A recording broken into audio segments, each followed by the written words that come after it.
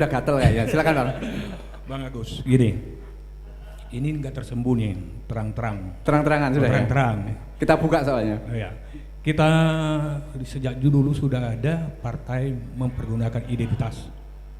Ada partai pengusaha, tumbang. Membawa jargon, kelompok buruh, sampai sekarang belum naik. Tapi ada lagi sekarang nih. Ada. Ya. Kemudian, partai berlatar belakang Kristen. Tidak. Ya. Sekarang survei yang paling teranyar sekarang tetap masih dipegang oleh partai nasionalis, PD Perjuangan, Golkar, Gerindra, tiga besar. Nah, jadi saya berpendapat mengedepankan politik identitas dalam bentuk apapun. Masyarakat Indonesia sudah sangat pintar mengetahui itu laku, tapi tidak selaris gerai-gerai yang ada di sini. Tidak selaris itu. Tapi tetap laku, cuman tidak booming. Tidak booming. Tidak booming. Tidak booming.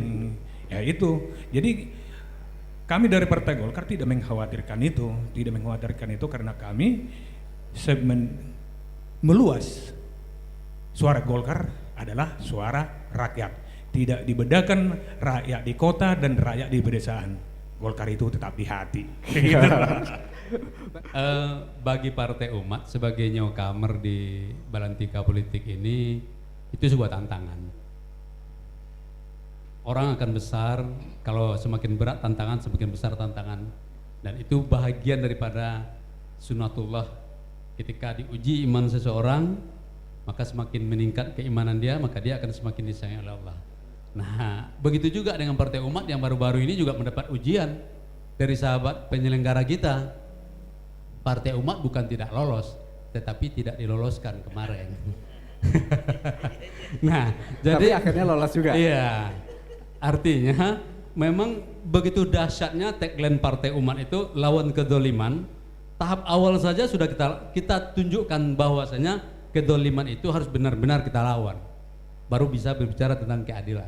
Nah, ini kalau disampaikan oleh sahabat Tony tadi bahwasanya Partai Nasionalis akan selalu berada di posisi yang teratas survei hari ini, itu wajar-wajar saja, dan memang sudah puluhan tahun berkiprah, dan itu menurut saya masih kecil, seharusnya lebih dominan lagi daripada hari ini. Kalau Partai Umat kan baru hitungan hari, kita sebut baru hitungan hari, baru tanggal 30 Desember kemarin baru disahkan oleh KPU bahwasanya kami sebagai peserta, baru 1 bulan lebih, 2 bulan lebih saja, 60 hari baru umurnya. Nah, tentu ceruk yang kita sampaikan tadi, jangan lupa sahabat-sahabat yang dari Partai Nasionalis dan yang lainnya, 30,78% itu adalah golput yang kemarin, yang mereka tidak percaya kepada partai-partai yang ada pemilu yang kemarin-kemarin itu. Ceruk inilah yang akan kami ambil dari Partai Umat.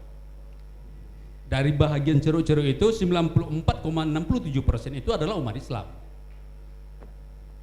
Ya, tapi kita tidak bisa menganu Bang. Maksudnya begini, yang 37 tadi misalnya tidak ikut memilih, bukan berarti tidak percaya dengan partai yang ada. Itu bahasa saya. Oh iya. Artinya itu kan beberapa kemungkinan. Ya. Artinya mereka pesimis. Mereka enggak ya, kalau pesimis itu boleh dikatakan enggak percayalah. Artinya juga bahwasanya belum mereka amanahkan apa yang menjadi aspirasi mereka itu mampu diperjuangkan oleh partai-partai yang ada gitu loh. Nah, tentu ini bahagian daripada itu. Kenapa? Karena partai kita ini dari Partai Umat dari awal sudah bertekad bahwasanya kedzaliman itu harus kita berhangus.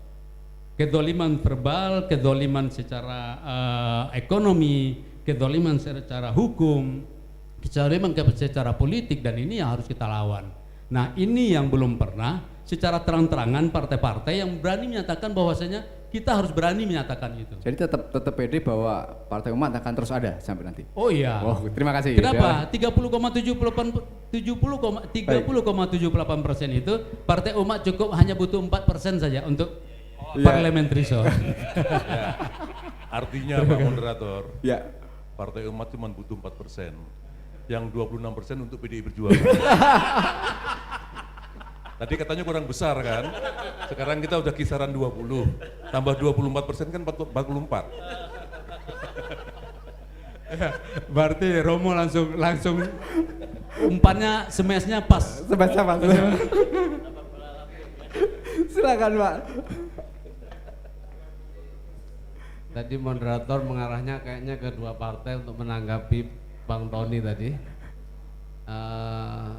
Untuk PKS kalau kemudian diidentikan dengan partai yang beridentitas karena dari awal asasnya Islam, saya ingin menyampaikan data-data pemilu ya, yang kemudian ini menjadi ya fakta sejarah yang kemudian terus kami optimis.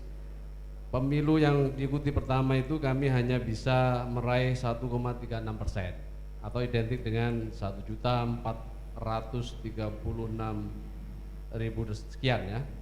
Kemudian di tahun 2024 pemilu berikutnya ada peningkatan signifikan 7,34%.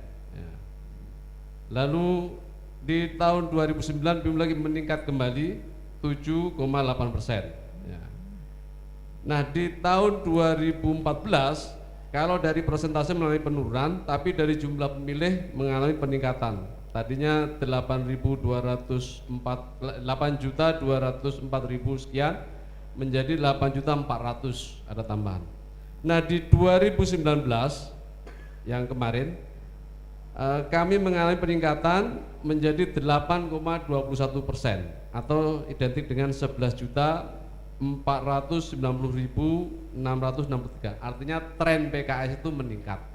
Maka berdasarkan data-data ini kami optimis mengalami peningkatan. Kalau tadi disebut ada 30% yang tidak memilih itu karena tidak percaya pada partai, ya tentu saya koreksi.